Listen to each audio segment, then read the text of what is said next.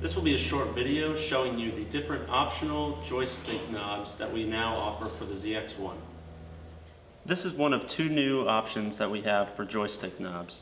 This is the T-bar.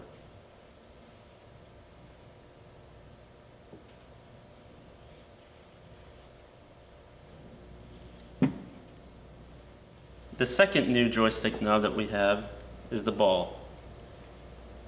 This is good for someone who does not have very good dexterity with their hands, as it allows them a much softer grip while using the joystick. And the third one is our standard joystick. This comes standard on all of the ZX-1s.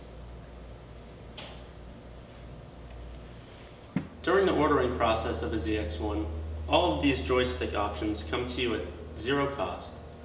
If you would like to purchase one of these joysticks separately for your ZX-1 that you currently own, please contact us.